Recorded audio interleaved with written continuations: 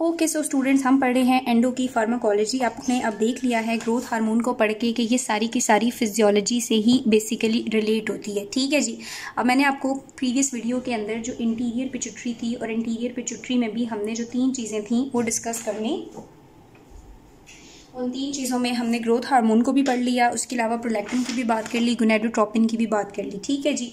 अब बाकी जो इंटीरियर पिट्यूटरी में से 2 मेजर चीज़ें हमारे पास रहती हैं, थायराइड की बात सारी की सारी। ठीक है, थायराइड स्टिमुलेटिंग हार्मोन जो इंटीरियर पिट्यूटरी से रिलीज होता है और वो किस तरह थायराइड पे जाके एक्ट करेगा और वहाँ से T3 और T4 की प्रोडक्शन और बाकी सारा सिनेरियो वो हम डिस्कस करेंगे। उसके अलावा आपको पता है यहाँ से एड्रीनोकॉर्टिकोट्रोपिक हार्मोन रिलीज होता है और वो जाके एड्रीनल ग्लैंड के ऊपर एक्ट करता है और एड्रीनल ग्लैंड से आगे ग्लूकोकॉर्टिकॉइड, मिनरलोकॉर्टिकॉइड और एंड्रोजेंस बनेंगे। ठीक है, हमने इनकी भी बात करनी है। इसके अलावा हमने एंडो के अंदर डायबिटीज़ को पढ़ना है और एंडो के अंदर हम पढ़ेंगे बोन रिलेटेड इश्यूज़ को, यानी कैल्शियम डिपॉजिट्स वगैरह वगैरह। ठीक है, ये सारी चीज़ें हमने बाद में पढ़नी है। अब इंटीरियर पिट्यूटरी की ये वाली जो बात है थायराइड वाली, ये मैं आपके साथ आज डिस्कस करूंगी, लेकिन फर्स्ट चैप्टर के अंदर जो पोस्टीरियर पिट्यूटरी है वहाँ से जो 2 हार्मोन रिलीज होते हैं उनको भी कवर किया हुआ है। सो पहले ज़रा हम उनकी बात कर लेते हैं कि पोस्टीरियर पिट्यूटरी से क्या रिलीज होता है। ठीक है, पोस्टीरियर पिट्यूटरी से 2 हार्मोन रिलीज होते हैं जो कि कौन है, ऑक्सीटोसिन है और दूसरा वैसोप्रेसिन है। ठीक है, पहले इनकी बात करते हैं फिर थायराइड आज स्टार्ट करेंगे। सो पोस्टीरियर पिट्यूटरी ग्लैंड में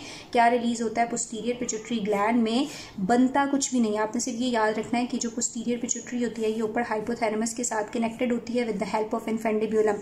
यहाँ पे ऊपर हाइपोथैलेमस के अंदर ही ऑक्सीटोसिन बनता है और हाइपोथैलेमस के अंदर ही वैसोप्रेसिन बनता है। बस ये वैसोप्रेसिन और जो ऑक्सीटोसिन है ये थ्रू एक्सोनल ट्रांसपोर्ट किए जाते हैं टुवर्ड द पोस्टीरियर पिट्यूटरी और यहाँ पे ये स्टोर होते हैं, सिर्फ बने नहीं है, बनते ये हाइपोथैलेमस में। ठीक है, अब जब न्यूरोनल सिग्नल्स आते हैं तो यहाँ से फिर ये रिलीज होते हैं और अपना काम करते हैं। सो पोस्टीरियर पिट्यूटरी में कौन पड़ा हुआ होता है, एक तो हमारे पास वहाँ पे पड़ा हुआ है ऑक्सीटोसिन और दूसरा क्या पड़ा हुआ है, वैसोप्रेसिन। ठीक है जी। अब जो ऑक्सीटोसिन है, जब हमारे पास हाइपोथैलेमस में से सिग्नल्स आएंगे, जैसे मैंने कल आपसे बात की थी कि हाइपोथैलेमस जो है वो हाइपोथैलेमिक हाइपोफिजियल पोर्टल सिस्टम के थ्रू कनेक्टेड होता है एंटीरियर पिट्यूटरी के साथ और हाइपोथैलेमिक हाइपोफिजियल ट्रैक सिस्टम के थ्रू जिसमें न्यूरोनल सिग्नल्स ट्रेवल करते हैं उसके थ्रू ये कनेक्टेड होता है पोस्टीरियर पिट्यूटरी के साथ। ठीक है, सो हाइपोथैलेमस से जब हाइपोथैलेमिक हाइपोफिजियल ट्रैक सिस्टम के थ्रू सिग्नल्स आते हैं तो ऑक्सीटोसिन जो है वो इन पोस्टीरियर पिट्यूटरी से रिलीज होता है जहां पे वो सिर्फ स्टोर हुआ बता।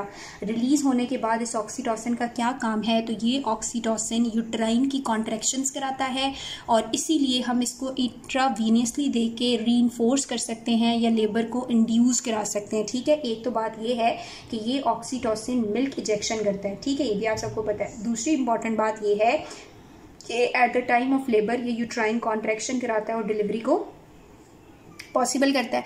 अगर हमें इसको फार्माकोलॉजिकली देना पड़े, हम इसकी फार्माकोलॉजिकल स्पेक्स अप्लाई करेंगे तो हम क्या अप्लाई करेंगे, हम या तो ऑक्सीटोसिन का बाहर से एगनिस्ट दे सकते हैं या हम इसका क्या दे सकते हैं, एंटागनिस्ट दे सकते हैं। जब हमने इसका एगनिस्ट देना होगा तो फिर क्या होगा, एगनिस्ट देने से कॉन्ट्रैक्शन इनहेंस होंगी। तो कुछ वुमेन्स ऐसी होती हैं कि उनका डिलीवरी का टाइम हो चुका होता है लेकिन ये कॉन्ट्रैक्शन अपीयर नहीं हो रही होती या होती हैं तो इनकी इंटेंसिटी इतनी स्पेयर नहीं होती। सो हम ऑक्सीटोसिन एगनिस्ट देंगे ताकि हम इंड्यूस कर सकें या फिर रीइंफोर्स कर सकें, इंड्यूस कर सकें या रीइंफोर्स कर सकें किसको, लेबर कॉन्ट्रैक्शन को। तो एगनिस्ट क्यों देंगे हम, एंटागनिस्ट कब देंगे, अगर किसी को कॉन्ट्रैक्शंस वक्त से पहले आ जाएं तो भी हम देंगे। उसके अंदर वो कहता है कि इसका एंटागनिस्ट है एटोसाइबिन। ठीक है, इसका एंटागनिस्ट है कौन, एटोसाइबिन। वो क्या है, वो ऑक्सीटोसिन के एक्शन को एंटागनाइज करता है, टोकोलिटिक है और इसको दे के हमने प्री टर्म लेबर को या प्री टर्म कॉन्ट्रैक्शंस को क्या करना होता है, सप्रेस करना होता है। तो ये ऑक्सीटोसिन है और उसकी फार्माकोलॉजिकल बातें हो गई।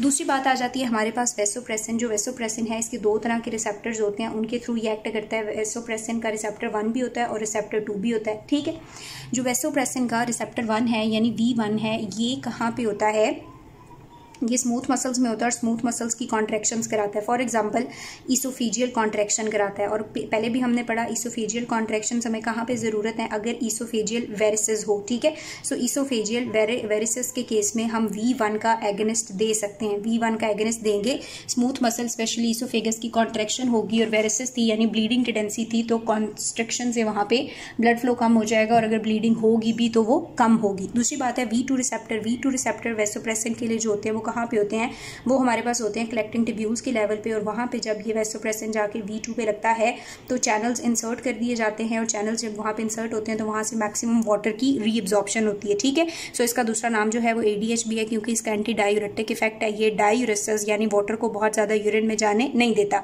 सो वाटर की क्या करता है, रीअब्जॉर्प्शन करता है, ठीक है। वाटर की क्या करता है, रीअब्जॉर्प्शन करता है।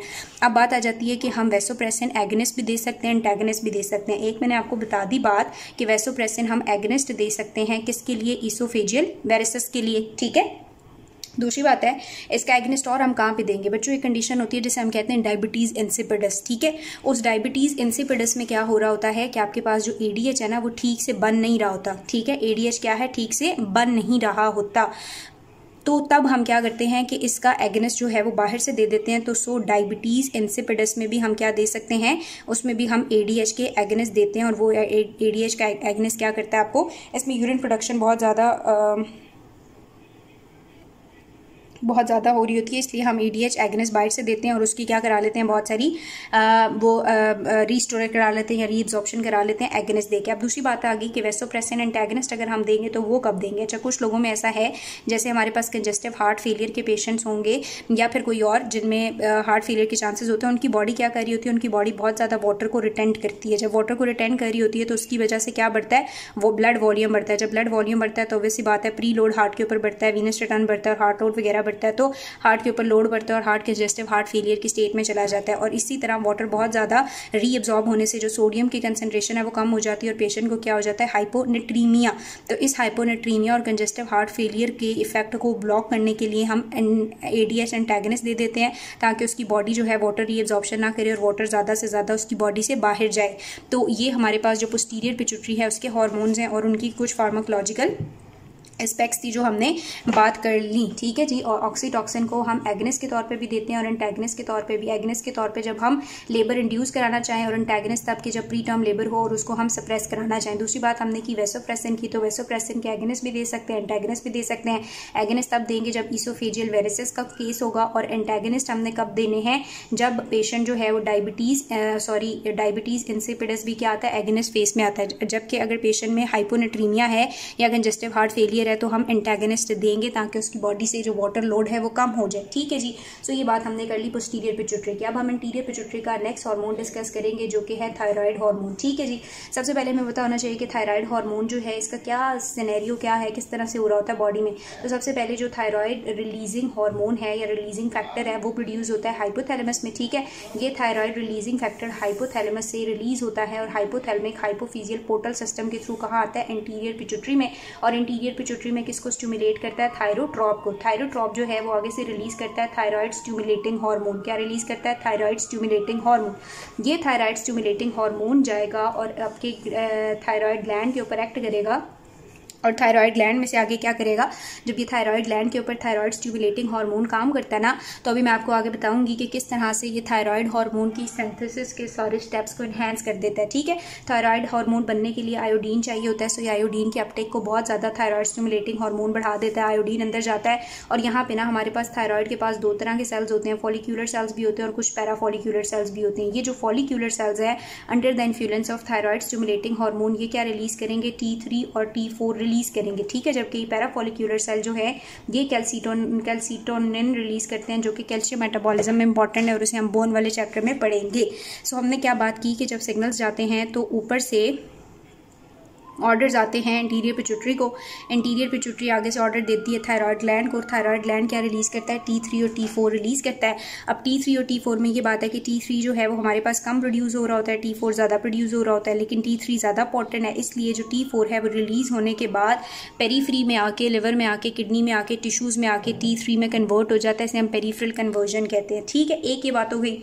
अच्छा, अब नेक्स्ट बात ये है कि हम इसकी सिंथेसिस की भी बात करेंगे, लेकिन उससे पहले हमें थोड़ा सा पता होना चाहिए, बल्कि पहले सिंथेसिस की ही बात कर लेते हैं, फिर देखते हैं कि थायराइड ऐसे क्या काम करता है, और अगर थायराइड ज़्यादा होगा तो वो काम ज़्यादा हो जाएंगे और वो कितने खतरे वाले हैं, और अगर थायराइड कम होगा तो क्या मसले होंगे और हमें उन्हें ट्रीट करना है। तो सिंथेसिस जो है वो आपको ऑलरेडी भी आती है, डिटेल आप देखना चाहते हो तो मेरे साथ में वीडियो भी टैग कर दूंगी एंडोक्राइन फिजियोलॉजी की, तो सबसे बेसिकली अगर ये हमारे पास एक फॉलिक्यूलर सेल है, ठीक है, और आपको पता है यहाँ पे ये कोलॉइड होता है, ठीक है, पिंकिश सा मटीरियल होता है थायराइड ग्लैंड में, जहाँ थायराइड हार्मोन ने सिंथेसाइज होना है। सो इसको उठा के ना हम ज़रा बाहर बना लेते हैं, पता नहीं सही मुझे नहीं बनाना आता, लेकिन हम इसको ये ऐसे बना लेते हैं कि हमने ये इसका एक पीस उठा के ना, ये वाला एक पीस जो है ये हमने उठा के बाहर बना लिया, सही है। अच्छा, अब क्या है हमारे पास, ये मैंने कोलॉइड बनाया है। अच्छा, अब ये है सबसे पहले कि आयोडीन जो है आयोडाइड की फॉर्म में हमारी डाइट में हमें फूड सप्लीमेंट्स वगैरह में मिलता है। ये आयोडाइड जो है सबसे पहले ट्रांसपोर्ट होगा टुवर्ड द फॉलिक्यूलर सेल, ठीक है, ये वाला ना फॉलिक्यूलर सेल है और ये वाला जो है वो कोलॉइड है सारा, ठीक है।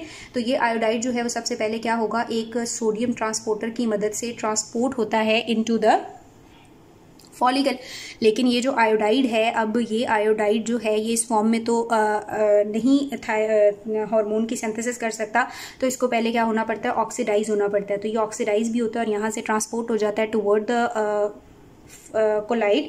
अब ये जब इसने ट्रांसपोर्ट होना है तो ऑक्सीडाइज होना है, तो ये किस एंजाइम की मदद से होगा, आपने याद रखना है कि इसके सारे स्टेप्स पे ना एक ही एंजाइम एक्ट करता है जिसे हम पेरोक्सीडेज कहते हैं, जिसे हम क्या कहते हैं, पेरोक्सीडेज।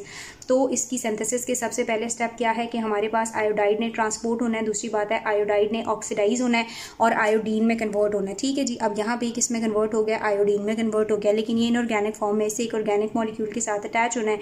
तो कौन से ऑर्गेनिक मॉलिक्यूल के साथ ये अटैच होगा, ये यहाँ पे एक पड़ी हुई होगी हमारे पास थायरोग्लोबुलिन, ठीक है।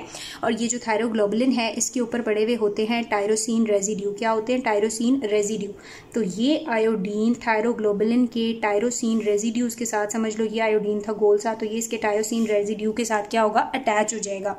सो इसका अपटेक हुआ, ऑक्सीडेशन हुई और अटैचमेंट होने लगी। सो ट्रांसपोर्ट, ऑक्सीडेशन और थर्ड स्टेप ये जब अटैच होता है, ऑर्गेनिक में कन्वर्ट होता है थायरोग्लोबुलिन के टायरोसिन रेजिड्यू के साथ अटैच होकर, तो इस प्रोसेस को हम बोलते हैं ऑर्गेनिफिकेशन, ठीक है। क्या बोलते हैं, ऑर्गेनिफिकेशन। और अगेन ये ऑर्गेनिफिकेशन भी पेरोक्सीडेज की प्रेजेंस में होती है। अब बात वो ये करता है कि ये जो थायरोग्लोबुलिन के ऊपर है ना टायरोसिन, कभी कभी टायरोसिन पे एक ही लगा हुआ है और किसी टायरोसिन पे दो आयोडीन लगे हुए हैं, किसी टायरोसिन पे एक लगा हुआ है और किसी टायरोसिन पे दो लगे हुए हैं। तो ये हमारे पास मोनो आइडोटायरोसिन है और डाई आइडोटायरोसिन, मोनो आइडोटायरोसिन और डाई आइडोटायरोसिन जो हैं वो बन चुके हैं, ठीक है।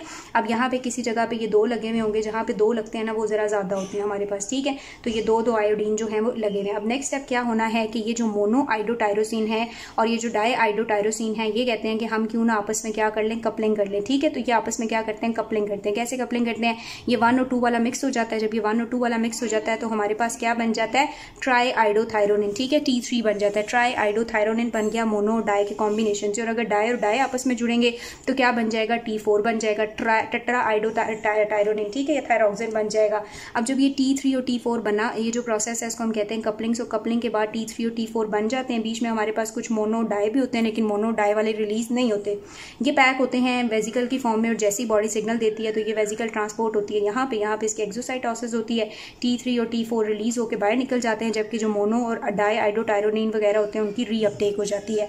तो ये इस तरह से हमारे पास सिंथेसिस हो रही है। सिंथेसिस पढ़ाना क्यों ज़रूरी है, ताकि आपको पता चले कि किस स्टेप पे ब्लॉक करके हमने हाइपरथायराइडिज्म को ट्रीट करना है, ठीक है।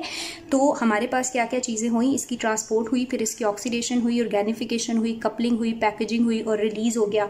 तो ये सारा स्टेप कौन सा था, ये सारी बात थी किसकी, थायराइड हार्मोन की सिंथेसिस की, ठीक है। एंड देन हमारे पास क्या हो गया, रिलीज हो गया। अच्छा, अब नेक्स्ट एक एडजन के अंदर बताता है आपको कि ये जो थायराइड स्टिमुलेटिंग हार्मोन है ना, जब ये रिलीज होता है और या कि थायराइड पे एक्ट करता है, तो ये थायराइड से इसकी अपटेक, इसकी सिंथेसिस और इसकी रिलीज सारे स्टेप्स को बढ़ा देता है, ठीक है। और जब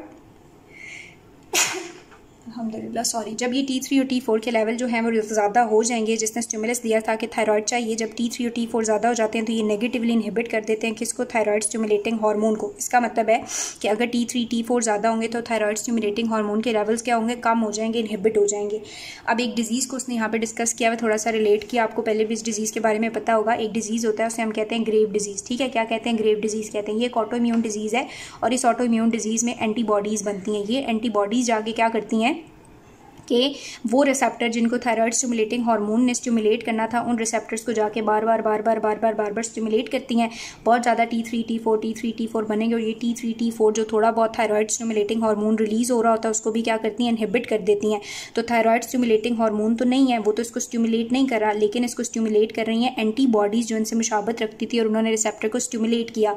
तो ग्रेव डिजीज़ के अंदर जो फाइंडिंग्स होती हैं पेशेंट की जब हम एग्जामिनेशन करते हैं तो हमें T3 T4 के लेवल प्लाज्मा में हाई मिलते हैं, लेकिन थायराइड स्टिमुलेटिंग हार्मोन के लेवल्स बहुत कम मिलते हैं। ठीक है जी, ये बात उसने यहाँ पे की हुई। नेक्स्ट बात वो ये करता है कि ये जो थायराइड हार्मोन है इसका मैकेनिज्म ऑफ एक्शन क्या है। तो जैसे मैंने आपको बताया यहाँ से T3 और T4 रिलीज होते ज़रूर हैं, लेकिन T3 जो है उसके लिए रिसेप्टर्स होते हैं सरफेस पे भी और एंडोजीनियस रिसेप्टर्स भी उसी के लिए होते हैं। T4 जो है उसको कन्वर्ट होना पड़ता है पहले T3 में, सो इसकी कन्वर्जन होती है लिवर में, टिश्यूज़ में, किडनीज़ वगैरह में, और उसको हम बोलते हैं पेरिफेरल कन्वर्जन। ये एक अपना आयोडीन का मॉलिक्यूल लूज़ करके T3 में कन्वर्ट हो जाता है। अब जब ये T3 में कन्वर्ट हो गया तो मैकेनिज्म ऑफ एक्शन इनका ये है कि ये सेल के अंदर जाके एक रिसेप्टर पे अटैच होते हैं, फिर रिस्पॉन्स एलिमेंट के थ्रू ये न्यूक्लियस पे एक्ट करते हैं। न्यूक्लियस से ये किसको ऑल्टर करेंगे, ट्रांसक्रिप्शन को भी करेंगे और ट्रांसलेशन को भी करेंगे। DNA से मैसेंजर RNA और मैसेंजर RNA से प्रोटीन्स बनाएंगे। ये इनका हार्मोन्स का बेसिकली मैकेनिज्म ऑफ एक्शन यही होता है कि प्रोटीन की सिंथेसिस को through transcription and translation enhance करते हैं। फिर वो कहता है कि कौन से ऐसे प्रोटीन्स हैं जो ये बनाता है, तो उसमें सोडियम पोटाशियम ATPases बनाता है, कॉन्ट्रैक्टाइल प्रोटीन बनाता है, ऐसे एंजाइम्स या ऐसे प्रोटीन्स बनाता है जो लिपिड मेटाबॉलिज्म को एनहांस करती हैं, और कुछ इंपॉर्टेंट डेवलपमेंटल कंपोनेंट्स बनाता है। तो ये क्या करता है, प्रोटीन की सिंथेसिस को थायराइड एनहांस करता है। इन प्रोटीन सिंथेसिस में सबसे ज़्यादा ये कौन बना देता है, सोडियम पोटाशियम ATPases जो होती हैं ना, उनके लेवल्स को एनहांस कर देता है। ठीक है जी, और हमने इसको फिजियोलॉजी में बहुत अच्छा पढ़ा हुआ है। उसके बाद ये क्या करता है, ये कुछ कॉम्प्लीमेंट्री प्रोटीन जिनकी हमें ज़रूरत है, कुछ ग्रोथ के लिए कंपोनेंट वो ज़रूरत हैं, कुछ ऐसे एंजाइम्स बनाएगा जो कि मेटाबॉलिज्म को इन्हांस कर देंगे। तो बेसिकली थायराइड जो है ये एक मेटाबॉलिक हार्मोन है, इसके ऊपर डिपेंड करता है हमारा बेसल मेटाबॉलिक रेट। ये ओवरऑल बॉडी में मेटाबॉलिज्म को इन्हांस कर देता है। ठीक है, कहता है ना सिर्फ रिसेप्टर इंट्रासेलुलर ही होते हैं बल्कि T3 के लिए कुछ रिसेप्टर सरफेस पे भी पड़े होते हैं। सो ये थायराइड जो है ये बहुत ज़्यादा ज़रूरी होता है नॉर्मल ग्रोथ के लिए। प्यूबर्टी में भी इसका बड़ा इंपॉर्टेंट रोल है, मेल्स में भी स्पेशली डेवलपमेंट ये कराता है हमारे स्केलेटल मसल की, रिप्रोडक्टिव सिस्टम की, उसके अलावा फैट, प्रोटीन, कार्ब और विटामिन मेटाबॉलिज्म सब में ये इंपॉर्टेंट है। ठीक है, अब मसला क्या है, अब हम थायराइडिज्म तो इतना मतलब इसकी जो फंक्शंस हैं उनकी तो इतनी डिटेल में नहीं जा रहे, फिर भी आप पढ़ना चाहते हैं तो मैं आपके साथ एक इधर वीडियो टैग कर दूंगी, आप उसको सुन लीजिएगा। ठीक है, अब मसला कब आएगा, मसला तब आएगा अगर हमारे पास ये जो T3 T4 है इसके लेवल्स कम हो जाएं, या फिर ये जो T3 T4 है इसके लेवल ज़्यादा हो जाए। अगर इसके लेवल ज़्यादा हो जाएंगे ना तो उसका ट्रीटमेंट उन्होंने बुक में डिस्कस किया है। इसके लेवल जब ज़्यादा हो जाएंगे तो क्या हो जाएगा, हाइपरथायराइडिज्म। क्या हो जाएगा, हाइपरथायराइडिज्म। और अगर इसके लेवल्स कम हो जाएंगे तो क्या हो जाएगा, हाइपोथायराइडिज्म। हाइपो में मतलब क्या है, थायराइड हार्मोन कम है तो हम पेशेंट को क्या देंगे, या आयोडीन इनटेक उसका बढ़ा देंगे या थायराइड हार्मोन बाहर से देना शुरू कर देंगे। हाइपरथायराइडिज्म में मसला ये है कि थायराइड ज़्यादा बन रहा है। जब ज़्यादा बन रहा है तो इसका ट्रीटमेंट भी इंपॉर्टेंट है। क्यों इंपॉर्टेंट है, क्योंकि ज़्यादा बनने को हम यहाँ पे भी रोक सकते हैं, यहाँ पे भी रोक सकते हैं, यहाँ पे भी रोक सकते हैं। तो ज़्यादा बनने को हम डिफरेंट जगहों पे डिफरेंट ड्रग्स देके ब्लॉक कर सकते हैं। सो उसको हम डिस्कस करेंगे। उसके अलावा आपकी बुक के अंदर इसने हाइपो और हाइपरथायराइडिज्म की ना कुछ symptoms, sign and symptoms discuss किए हैं। सो हाइपोथायराइडिज्म में आपको पता है बच्चों क्या होगा, हाइपोथायराइडिज्म में सारी वो वाली कंडीशंस आपने लिख देनी है जो कि सिंपैथेटिक सिस्टम की वजह से होती हैं। सिंपैथेटिक सिस्टम की वजह से क्या होता है कि आपका हार्ट रेट बहुत ज़्यादा होता है, तो इसमें ब्रेडिकार्डिया होता है पेशेंट को, एपेटाइट बहुत ज़्यादा होती है, हार्ट रेट बढ़ जाता है, ब्लड प्रेशर बढ़ जाता है, नर्वसनेस होती है, हाइपरकाइनेसिया होता है। उसके अलावा वेट लॉस होता है बहुत ज़्यादा, वार्म मॉइस्ट स्किन होती है, स्वेटिंग हो रही होती है बहुत ज़्यादा, और वो हीट को बर्दाश्त नहीं कर सकता, हीट इंटॉलरेंस है। ठीक है, जबकि हाइपो की अगर बात करें तो हाइपो के अंदर वो पेल और कोल्ड और येलो स्किन के साथ होता है, उसमें ब्रेडिकार्डिया है, हार्ट रेट कम है, एपेटाइट कम है, लेकिन फिर भी वेट गेन हो रहा होता है, और मैक्सिडीमा वगैरह होता है। जबकि इसमें एक्सोपैथेलमास होता है, मतलब उसकी आंखें से फटी फटी लगती हैं। ये सारे मसले होते हैं जब उसको हाइपरथायराइडिज्म हो। अब ये भी हमारा कंसर्न नहीं है। आपको जो क्वेश्चन आ सकता है वो आ सकता है इसकी फार्माकोलॉजिकल एस्पेक्ट से कि अगर एक पेशेंट आ गया हाइपरथायराइडिज्म का तो हम उसको ट्रीट कैसे कर सकते हैं। सो हाइपोथायराइडिज्म को ट्रीट करने के लिए जो स्ट्रैटेजीज है ना, उन स्ट्रैटेजीज को हम 2, 3, 4, 5 पार्ट्स में डिवाइड कर देते हैं। ठीक है, सबसे पहला काम हम ये कर सकते हैं कि जो आयोडाइड की जो ट्रांसपोर्ट थी उसको हम ब्लॉक कर दें। कर सकते हैं ना। सबसे पहला काम हम क्या कर सकते हैं कि ये जो ट्रांसपोर्ट थी इस ट्रांसपोर्ट को हम क्या कर दें, ब्लॉक कर दें। तो इस ट्रांसपोर्ट को ब्लॉक करने के लिए इस ट्रांसपोर्ट को ब्लॉक करने के लिए वो कहता है जो पहली स्ट्रेटजी है कि हम आयोडाइड की ट्रांसपोर्ट को ब्लॉक कर दें। इस आयोडाइड की ट्रांसपोर्ट को ब्लॉक करने के लिए एनाइंस मौजूद हैं और उन एनाइंस में कौन सा आ जाता है, एक हमारे पास आ जाता है परक्लोरेट आइन, ठीक है, और एक आ जाता है थायोसाइनेट। क्या आ जाता है, थायोसाइनेट आ जाता है, ठीक है, जो HCN कहलाता है मेरा ख्याल है। और दूसरा हमारे पास क्या आ जाता है, परक्लोरेट यानी OCl। अब ये जो HCN और OCl है ये क्या करते हैं कि ये उस ट्रांसपोर्टर, सोडियम ट्रांसपोर्टर के साथ जो आयोडाइड को ट्रांसपोर्ट कर रहा था उसके साथ कंपेटिटिवली कम्पीट करते हैं आयोडीन की निस्बतन और खुद ट्रांसपोर्ट हो जाते हैं और आयोडीन को अंदर जाने नहीं देते। लेकिन वो कहता है कि जो परक्लोराइड है इसमें बहुत ज़्यादा टेंडेंसी है कि ये पेशेंट के अंदर एप्लास्टिक एनीमिया कॉज कर देता है। सो दैट्स वाई हम इसको बहुत रेयरली ही यूज़ करते हैं, ठीक है। अब दूसरी बात क्या थी, दूसरी बात ये थी कि उसके ऊपर परऑक्सीडेज एक्ट कर रहा था और परऑक्सीडेज उसके ऊपर एक्ट करके उसकी क्या करा रहा था, ऑक्सीडेशन करा रहा था, उसकी ऑर्गेनिफिकेशन करा रहा था, उसकी कपलिंग करा रहा था। और यही परऑक्सीडेज पेरीफ्री में T4 को T3 में कन्वर्ट भी कराता है, ठीक है। तो अब दूसरा हमारे पास चॉइस क्या होनी चाहिए कि हम क्या कर दें, परऑक्सीडेज को इनहिबिट कर दें। परऑक्सीडेज को इनहिबिट करने के लिए जो ड्रग्स दी जाती हैं उन्हें हम कहते हैं थायोमाइड्स, उन्हें हम क्या कहते हैं, थायोअमाइड्स कहते हैं। ये क्या करती हैं, ये इनहिबिट कर देती हैं किसको, परऑक्सीडेज को। ज़ाहिर है ये परऑक्सीडेज को इनहिबिट करेंगी तो थायराइड हार्मोन की सिंथेसिस के जो तमाम स्टेप्स हैं वो सारे के सारे स्टेप्स क्या हो जाएंगे, इनहिबिट हो जाएंगे। अब इसमें हमारे पास कौन सी ड्रग आ जाती है, तो इसमें इसने बताई दी है बुक के अंदर प्रोपियोथायोयूरेसिल और मीथामजोल है, ठीक है। कौन सी दो ड्रग्स हैं, प्रोपियोथायोयूरेसिल, ठीक है, PTU से याद रख लो। और दूसरी हमारे पास क्या है, मेथीमजोल, दूसरी क्या है, मेथीमजोल। उसके बाद वो ये कहता है कि जो मेथीमजोल है वो पेरीफ्री में जाके T4 की जो T3 में कन्वर्जन है उसको भी नहीं होने देगा, ठीक है जी। उसके अलावा ये अंदर भी सारे स्टेप्स को ब्लॉक कर देंगे, यानी कि ये उसकी सिंथेसिस को भी ब्लॉक कर देंगे, ऑर्गेनिफिकेशन को, कपलिंग को, सारे स्टेप्स को ब्लॉक कर देंगे। दोनों में एक सिग्निफिकेंस है, एक बात जो आपने यहाँ से याद रखनी है वो ये कि जो प्रोपियोथायोयूरेसिल है ना, ये प्लेसेंटा को इतनी सिग्निफिकेंटली क्रॉस नहीं करता फर्स्ट ट्राइमेस्टर ऑफ प्रेगनेंसी में। सो ड्रग ऑफ चॉइस अगर आपसे पूछी जाती है फर्स्ट ट्राइमेस्टर ऑफ प्रेगनेंसी में तो वो प्रोपियोथायोयूरेसिल है फॉर हाइपरथायराइडिज्म, क्योंकि ये ना तो प्लेसेंटा को क्रॉस करती है इतनी एफिशिएंटली, ना ही ये ब्रेस्ट मिल्क में एक्सक्रीट होती है, ना ही ये फिर फीटस में जाएगी और उसमें कुछ एनोमलीज करेगी। तो ये बात आपने याद रखनी है कि प्रोपियोथायोयूरेसिल ड्रग ऑफ चॉइस है स्पेशली प्रेगनेंसी में और लैक्टेटिंग मदर में फर्स्ट ट्राइमेस्टर में, ठीक है। और मेथीमजोल जो है उसको हम प्रेफर करते हैं, उसको भी हम प्रेफर करते हैं अगर वुमेन प्रेग्नेंट नहीं है, वो हमें दिन में एक बार देनी पड़ती है और वो प्रोपियोथायोयूरेसिल से ज़्यादा इंपॉर्टेंट है। उसके अलावा वो ये कहता है कि ये बात आप नोट करें कि ये क्या कर रहा है, ये फॉलिकल के अंदर जाने नहीं दे रहा, नहीं को ऑर्गेनिफिकेशन नहीं होने दे रहा, कपलिंग नहीं होने दे रहा वगैरह वगैरह। लेकिन जो थायराइड पहले से T3 T4 बन के पड़े हुए हैं ना वो तो रिलीज़ होंगे। सो जो पहले के बने पड़े हुए होंगे वो रिलीज़ होते रहेंगे और पेशेंट में जो इफेक्ट है वो तकरीबन हफ्ते बाद या कुछ दिनों के बाद आएगा, इसका लेट ऑनसेट होता है, ठीक है। अब अगर हमने पेशेंट को ये थायोअमाइड्स दे दी यानी प्रोपियोथायोयूरेसिल और मेथीमजोल दे दी है तो एडवर्स इफेक्ट क्या आ सकते हैं, एडवर्स इफेक्ट में वो कहता है हाइपर सेंसिटिविटी रिएक्शन हो सकता है, रैशेज हो सकते हैं, ज़्यादा इंपॉर्टेंटली वस्कुलाइटिस हो सकता है, वेसल की इन्फ्लेमेशन हो सकती है, माइलोसप्रेशन करता है, एक ग्रेन्युलोसाइटोसिस हो सकती है, उसके अलावा हाइपोप्रोथ्रोम्बिनीमिया हो सकता है और लिवर के फंक्शंस भी ऑल्टर हो सकते हैं, ठीक है। लेकिन ये सारे के सारे इफेक्ट रिवर्सिबल होते हैं, अगर हम पेशेंट के लिए ड्रग छुड़वा देंगे तो इन इफेक्ट्स को हम रिवर्स कर सकते हैं, इतनी कोई खतरे वाली बात नहीं है। थर्ड बात ये है सर्जरीज़ वगैरह में यूज़ की जाती है। थर्ड चीज़ हमारे पास थर्ड ट्रीटमेंट जो हम कर सकते हैं वो ये है कि हम आयोडीन का अपटेक बढ़ा दें, हम पेशेंट को आयोडाइड साल्ट और आयोडीन देना शुरू कर दें, ठीक है। हम पेशेंट को क्या दे दें, आयोडाइड साल्ट्स दे दें और क्या देना शुरू कर दें, आयोडीन दे दें। अच्छा देखो आयोडीन जो है वो अंदर तो जाता है, सही है, ट्रांसपोर्टर के थ्रू अंदर जाता है, लेकिन अगर हम आयोडीन जो है वो बहुत ज़्यादा बढ़ा देंगे ना तो ये ट्रांसपोर्टर जो है वो उसको रिस्पॉन्ड फिर नहीं करेगा, डिसेंसिटाइज हो जाएगा, उसको ट्रांसपोर्ट नहीं करेगा और उसको अंदर ट्रांसमिट भी नहीं करेगा।